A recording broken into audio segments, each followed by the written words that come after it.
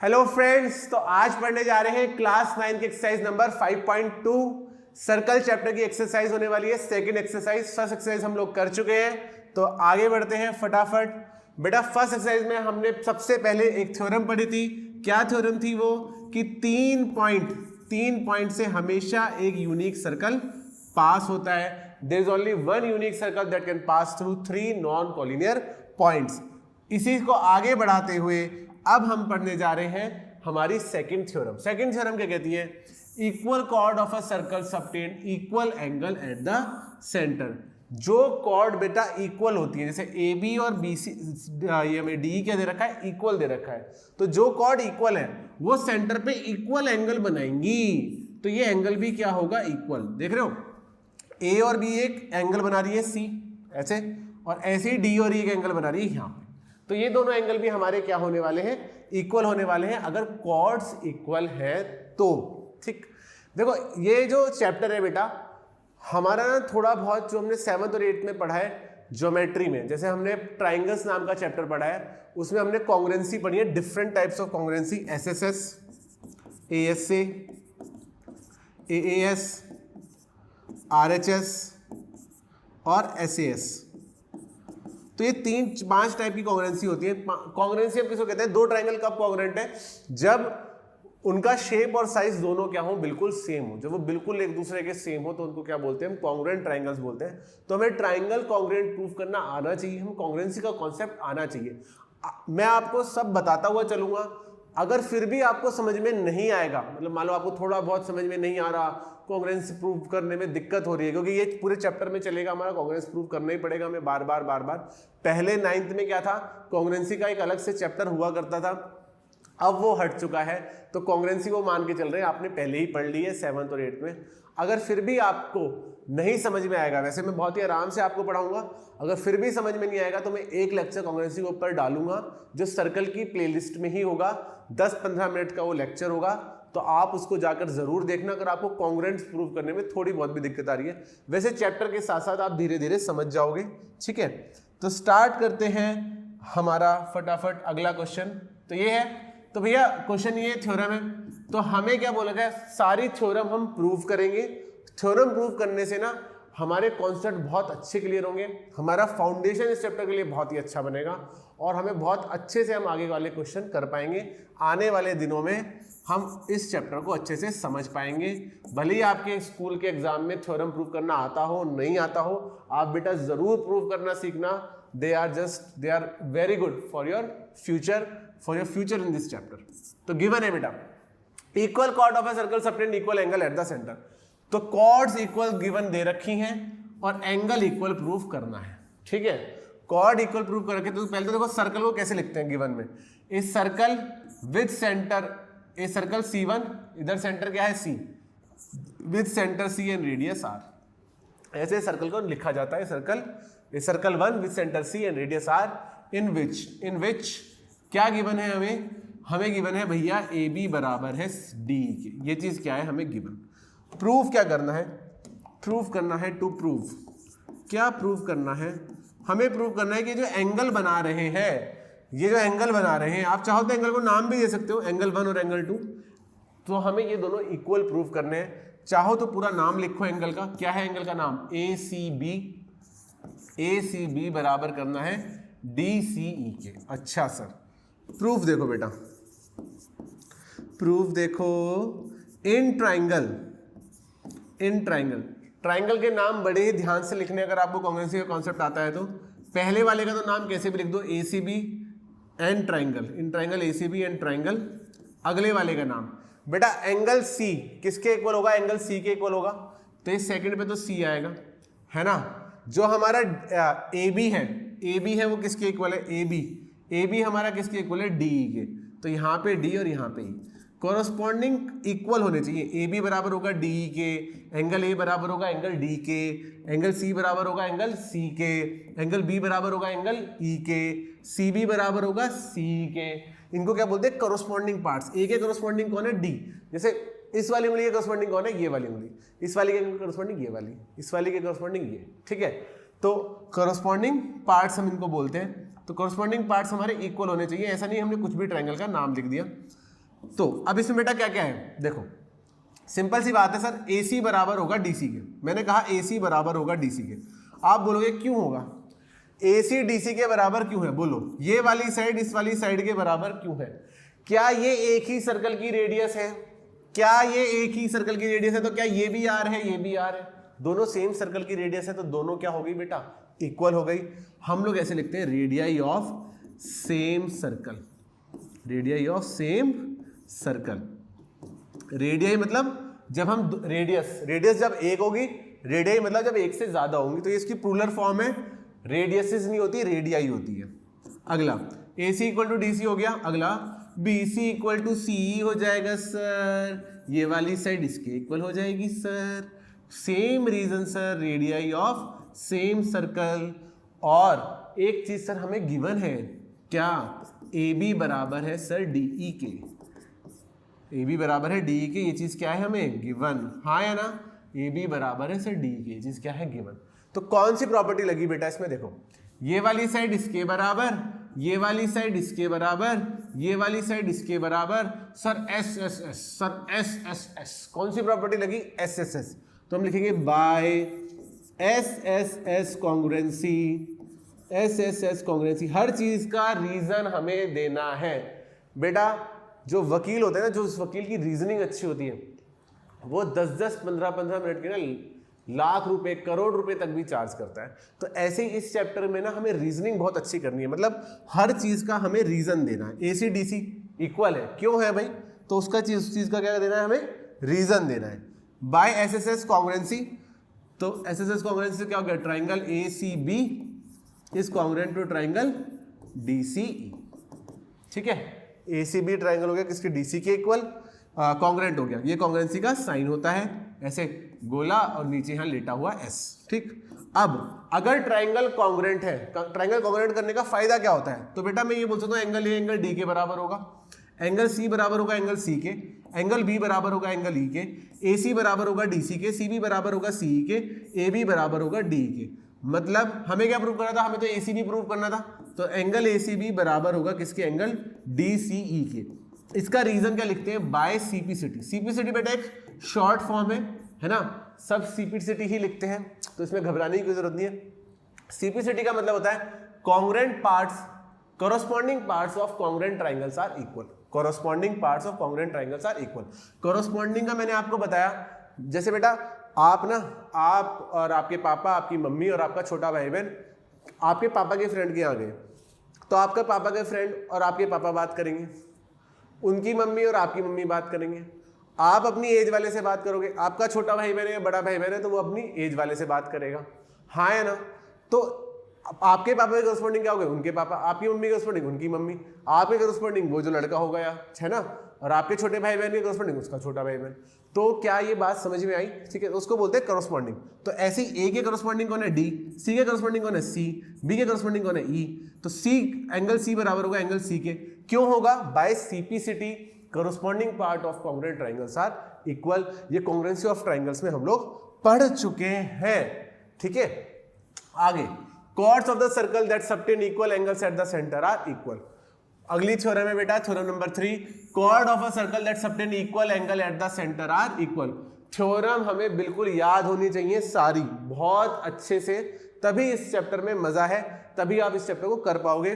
Theorem याद नहीं है तो ये चैप्टर बहुत ही मुश्किल है, आपके दिन बहुत ही मुश्किल भरे होने वाले इस चैप्टर में, तो थ्योरम याद करनी ही करनी है। Chord of a circle that subtend equal angle, बेटा वो कॉर्ड जो इक्वल एंगल सबटेंड कर रही है, आर इक्वल। अब की बार हमें क्या दे दिया, उसका उल्टा है, उसका उल्टा क्या है, अब की बार हमें एंगल इक्वल दे दिया, अब की बार क्या दे दिया हमें, एंगल इक्वल दे दिया, और हमसे क्या प्रूफ करने को कहा है कि ये प्रूफ करो कि कॉर्ड इक्वल है। ठीक है, chords of a circle that subtend equal angle at the center are equal, chords of a circle that subtend equal angle at the center are equal। पहले क्या था, equal chords subtend equal angle at the center, पहले chords equal थी, अब की बार angle equal है और chord equal proof करनी है। तो गिवन में लिखेंगे बेटा बिना किसी दिक्कत के, गिवन में क्या लिखेंगे, गिवन में लिखेंगे सर एक circle 1 with centre C and radius R in विच, अब की बार हमें एंगल इक्वल है, चाहो तो एंगल 1 और एंगल 2 करके भी लिख सकते हो, है ना। तो ACB बराबर है एंगल DCE के। ये चीज सर हमें गिवन है। क्या प्रूव करना है? सब प्रूव ये करना है कि कॉर्ड भी इक्वल होंगी। ओके सर, सब प्रूफ देखो सर, फटाफट प्रूफ कर देंगे। तो बेटा कभी भी हमें इस तरीके से दो ट्राइंगल दे रखे हो और उनकी एक साइड दूसरी साइड के इक्वल प्रूफ करनी हो, तो हम क्या करेंगे, एक ट्राइंगल को कॉन्ग्रुएंट प्रूफ करेंगे। तो इन ट्राइंगल से पहले वाले का नाम तो आपने कहा था कुछ भी लिख दो, दूसरे वाले का नाम हमें ध्यान से लिखना है। AC बेटा किसके इक्वल कर रहे हैं हम? DC के, है ना। तो C वैसे भी C एंगल C के इक्वल है, तो ये हो जाएगा AC बराबर हो गया DCE। ठीक, अब देखो बेटा एंगल ACB बराबर है एंगल DCE के। ये चीज तो सर क्या है, गिवन है, ये चीज तो सर गिवन है। ओके सर, अगला बताओ बेटा, अगला अगला अगला अगला पॉज करके सोचो क्या होगा। अगला होगा AC बराबर सर DC के, AC बराबर सर DC के, क्योंकि दोनों रेडियस है और दोनों की दोनों इक्वल होंगी। सर्कल की रेडियस क्या होंगी बेटा? इक्वल। तो क्यों क्यों क्यों क्या रीजन लेंगे? Radii of same circle. और अगले के लिए भी बेटा CB बराबर हो जाएगा CE के, ये वाली साइड बराबर हो जाएगी इस वाली साइड के, तो CB बराबर CE के, रेडियाई ऑफ सेम सर्कल। कौन सी प्रॉपर्टी लगी सर? देखो ध्यान से देखो सर, ये वाली साइड इसके इक्वल करी, ये वाला एंगल इसके इक्वल करा, और सर ये वाली साइड इसके इक्वल करी। सर ये तो लग गई SAS। कौन सी प्रॉपर्टी लग गई? SAS। So therefore by SAS congruency triangle ACB is congruent to triangle DCE। और सर जब हमने ट्राइंगल कॉन्ग्रुएंट प्रूफ कर दिए तो उनके कॉरस्पॉन्डिंग पार्ट भी क्या होंगे? इक्वल होंगे। ठीक है, ट्राइंगल प्रूफ करने के बाद ही कह सकते हैं उनके कॉरस्पॉन्डिंग पार्ट इक्वल होंगे। हमें क्या इक्वल करना था? D बराबर AB के, AB बराबर DE के, हाँ या ना? कॉरस्पॉन्डिंग पार्ट आए ना आए? क्या लिखेंगे? By CPCT corresponding part of congruent triangles are equal। Multiple choice में आ सकता है कि CPCT की फुल फॉर्म बताओ। ठीक है, आई होप आपको क्लियर होगा। ये हमने उसको क्या कर लिया, कन्वर्स भी प्रूव कर लिया। तो हमने दो थ्योरम पढ़ी बेटा, अगर कॉर्ड इक्वल है तो इक्वल एंगल सबटेंड होगा, अगर इक्वल एंगल सबटेंड हो रहा है तो कॉर्ड इक्वल होगी। इन्हीं थ्योरम का यूज करके हम आगे क्वेश्चन भी करेंगे। ठीक है, इस एक्सरसाइज में शायद ना करें, अगली में करें। देखो नेक्स्ट क्वेश्चन है बहुत ही आसान question. Show that the triangle formed by the chord and the centre of the circle is isosceles. तो बेटा हमें बताना है कि कॉर्ड से और सेंटर ऑफ सर्कल से जो ट्राइंगल बन रहा है बेटा वो क्या होगा? वो आइसोसेलेस होगा। ज्योमेट्री का जो भी क्वेश्चन होता है वो सबसे पहले दिमाग में ही हो जाता है। बहुत ही हार्ड क्वेश्चन होते हैं जो हमें थोड़ा करके देखने पड़ते हैं। मुझे पहले ही पता है क्वेश्चन क्या होने वाला है। जब हम अलजेब्रा सॉल्व करते हैं तो हमें नहीं पता क्या होने वाला है, लेकिन ज्योमेट्री में क्वेश्चन पहले ही दिमाग में हो जाता है। जैसे इसमें मुझे आइसोसेलेस ट्राइंगल प्रूव करना है तो मुझे पता है भैया ये रेडियस है, ये भी रेडियस है, अपोजिट साइड हो गई इक्वल, अपोजिट साइड जिसकी इक्वल होती है वो क्या होता है? आइसोसेलेस ट्राइंगल होता है। अब बस मुझे लिखना है, मुझे हर चीज का अच्छे से रीजन देना है। सबसे पहले गिवन क्या हो गया? इस circle one with centre O and radius R। आपके पास सेंटर O है ना, विद रेडियस R, इन विच हमें क्या दे रखा है बेटा? AB is a cord, AB is a cord. Okay, क्या प्रूव करना है बेटा? क्या प्रूव करना है? हमें प्रूव करना है कि sir triangle AOB is an isosceles triangle. मतलब आइसोसेलेस ट्राइंगल का मतलब क्या होता है? जिसमें अपोजिट साइड इक्वल हो। आइसोसेलेस ट्राइंगल से जिसमें अपोजिट साइड इक्वल हो, तो हमें क्या प्रूव करना है कि सर इसकी अपोजिट साइड इक्वल प्रूव करनी है। ओके, प्रूफ देखो बेटा, प्रूफ देखो, बहुत ही प्यारा। तुम्हें पहले ही पता है बेटा प्रूफ क्या होने वाला है, हमें सब पता है, सिर्फ लिखना है। हमें क्या लिखेंगे बेटा? फटाक से लिखेंगे OA बराबर है OB के। क्यों बराबर है? Sir radii of same circle.